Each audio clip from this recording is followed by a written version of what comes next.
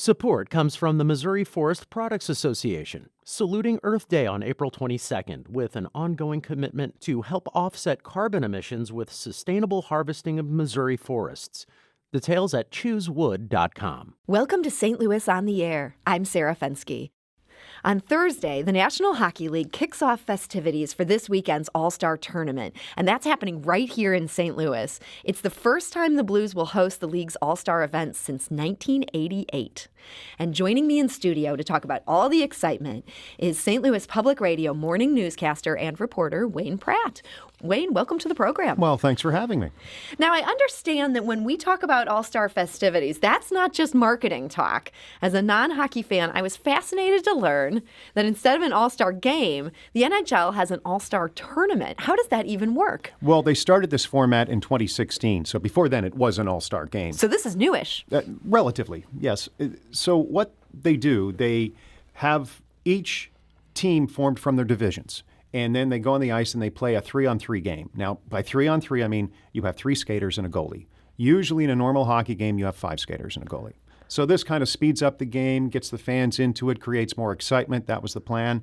And the teams representing the divisions end up playing each other in a tournament format. So there will technically be 3 games on Saturday, filling the time for a normal All-Star game back before 2016.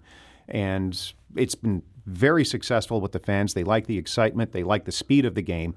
And it cuts down on the violence of the game as well, because this is an exhibition. This is a celebration of the game. This isn't a grind-it-out type of playoff thing where everybody's hitting everybody because it means something, although there's $1 million on the line here, too, for the winning team. $1 million on the line. So how does that work? The players could actually be personally enriched by winning this game? Yes. Well, by winning the tournament. If you win the final of the tournament, because you have a preliminary game and then the final, 2 semifinals and then a final is probably the best way to phrase it. And then the team that wins gets a pool of $1 million, and that gets divided up among the players. Wow. Yeah. So there is something at stake here, yet you're predicting that this is going to be a less violent game than we're used to seeing, and it sounds like a lot quicker.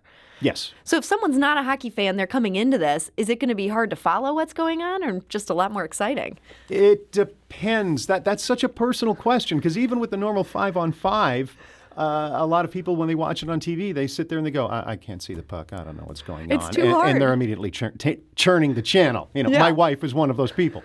But when she sees it live, and I talk to other people who see it live, whether it's 3-on-3 or the 5-on-5, they just love it because of the speed and the excitement and the electricity in most buildings. And that should come through on TV on Saturday for this All-Star tournament. We'll see what happens. In the past it has, but each situation is a little different. We'll see what goes, but I think it'll be exciting. So the Blues are playing on the Central Division team. Which Blues made the cut for this? This is really impressive. They have 5 people on the team, which is the most out of any team in this year's All-Star tournament. Washington has 4. But when you realize that they're Stanley Cup champs, it kind of makes sense. It's not just hometown favoritism here. They earned these spots? Well, some of it.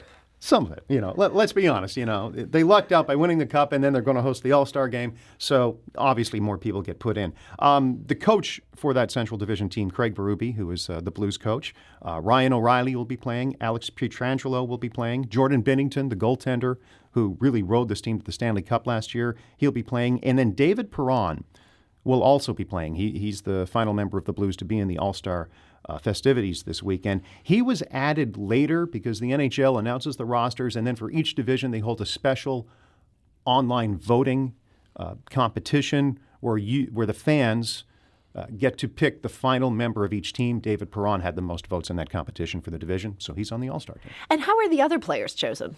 The captains of each division, that's voted on by the fans. And that's, I forget how many weeks that goes on, but it goes on for a little while. I know I voted on NHL.com for that this year. So they get selected, and then it's a combination of hockey officials, probably at the head office in New York, some coaches and stuff, who fill out the rosters in order to make this happen. Okay, so it's sort of a multi-layered process of who ends up making And the big thing is they want to keep the fans involved. Which was a big issue when they changed to this 3-on-3 format a few years ago. How do we keep the fans involved? Well, let's have them vote for the captains of each team. That keeps the online voting going, and the engagement remains. Now, I know I used to be a big baseball fan, it was sometimes just a complete crock who the fans were putting in. Do hockey fans have pretty good taste? Beforehand, yeah, complete crock is probably the best way to phrase it. It's changed a bit because of the format now. Back when it was just 2 teams and you needed X amount of players, yeah, ballot stuffing was going on. Teams that were having successful years and there were a lot of fans showing up at their rink, their players were getting more votes as to teams like my favorite team is Ottawa. They stink this year. If it was the old format, they probably wouldn't even have any hope of getting anybody any votes whatsoever. So it just depends on the format and everything. But there's a lot of similarities to what baseball had done over the years and what hockey has done over the years when it comes to the All-Star game. Okay. Well, beyond these 3 tournament games, there's also a lot going on for fans. And you actually talked to former Blues forward Cam Jansen, and he told you what he's most excited to see this weekend. The women's 3-on-3, they're going to be competitive. The guys are going to go out there and be like, do. But the women are going to go out there and be like, no. This is our chance to shine. They're going to be competitive. That's going to be probably, mark my words, that will be the highlight of this whole thing is the women's hockey. They'll be competitive. They'll probably get mad at each other. They'll probably get a couple whacks here and there. They're aggressive. I'm excited about seeing that. That's Cam Jansen, and so he's looking forward to the Elite Women's 3-on-3. That's apparently a brand new event. Where are they pulling the women from who get to play in this? The women come from basically all-stars from both countries because both countries do have solid women's hockey programs when it comes to the Olympics in aspects such as that. So they are coming from there. And one of the reasons why they're doing this is because they tried to get some women's professional leagues off the ground over the past few years, and it's had a tough time really gaining traction, both of them. So they're hoping that this will be a springboard to really instill the women's game beyond just the Olympics, because when the Olympics happen, that gets a lot of attention. It gets a lot of interest. A lot of people are invested in it. After that, it kind of dies. So they're trying to keep that momentum going, but that should be really fun. And I liked how Cam phrased it there. Most of the guys will be going around, do. What a guy. He's such a character. Yeah, he seems like a great interview. Oh, my gosh. He was something else. Now, another new event this year is the Gatorade NHL Shooting Stars. This sounds crazy to me. Tell me how this thing is going to work. Well, and I'm still wrapping my head around this as well. The way I understand it, there'll be a platform above the ice, about 30 feet above the ice, and there'll be shooting at targets on the ice. And there'll be a couple of the players from the women's teams taking part in this as well, along with some of the men doing this. So they're 30 feet up. What's the idea behind that? The only thing I can think of, because I have to see this to really wrap my head around it, but years ago, there was a McDonald's commercial. It's basketball-based, but there was a McDonald's commercial with Larry Bird and Michael Jordan.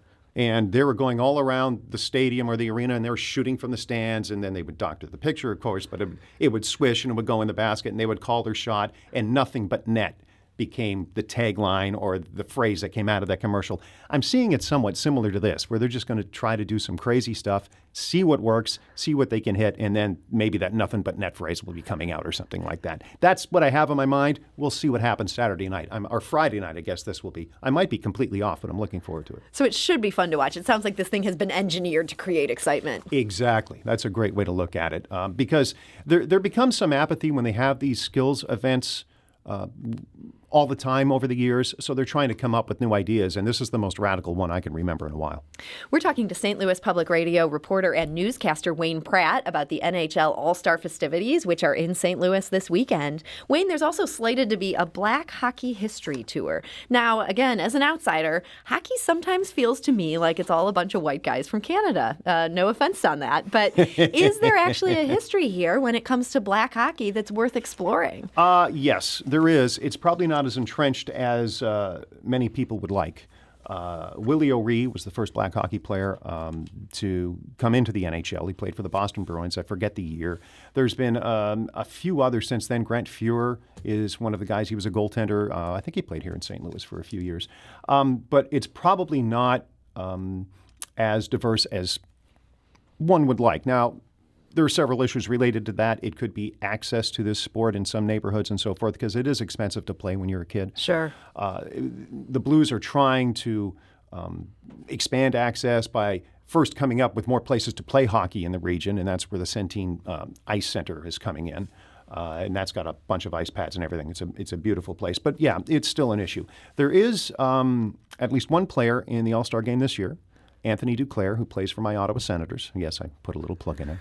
And he is having a great season. He is probably the foremost black hockey player at this point. And it'll be interesting to see if he's going to that tour with the museum and how well he does against some other All-Stars. This is the first time he's been in the All-Star game. So there is a history there, not as deep as we would like, but it's still worth exploring and checking out and definitely worth the conversation.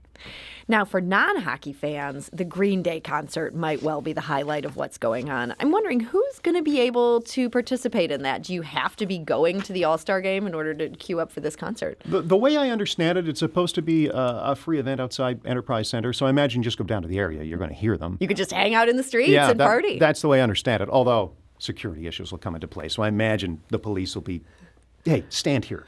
The night before, a band called OAR will be doing a free concert as well outside Enterprise Center. I don't know what they sing, but apparently they're popular. So that might be kind of fun, too. Green Day I'm more familiar with, but I'm old.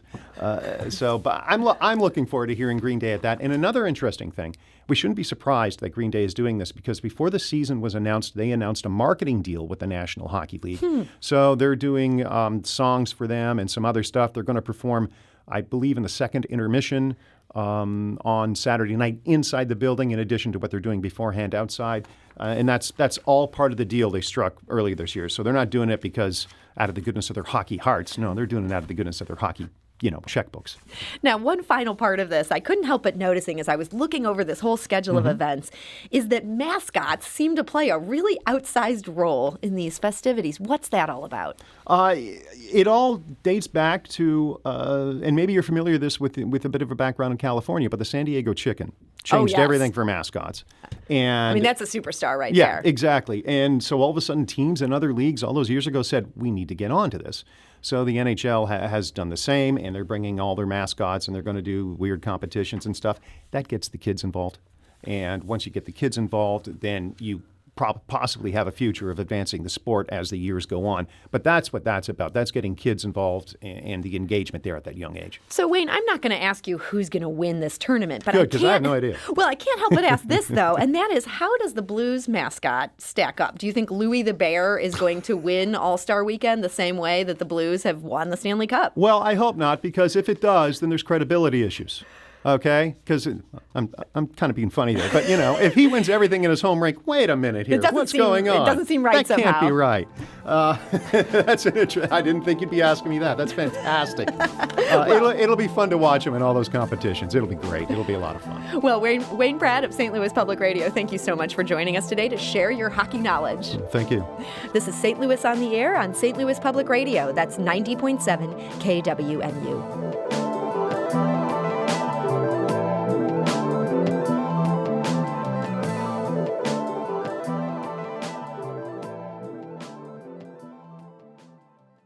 Support comes from the Missouri Forest Products Association, saluting Earth Day on April 22nd with an ongoing commitment to help offset carbon emissions with sustainable harvesting of Missouri forests. Details at choosewood.com.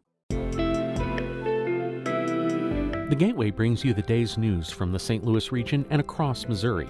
It also includes stories from the Illinois side of the river and our Metro East reporter, Will Bauer. In Alton, in Belleville, in East St. Louis, in Edwardsville, in Cahokia Heights, at Scott Air Force Base, I'm Will Bauer, St. Louis Public Radio. Listen to reports from Will and all of our journalists weekdays on the Gateway, on the STLPR app, and wherever you get podcasts.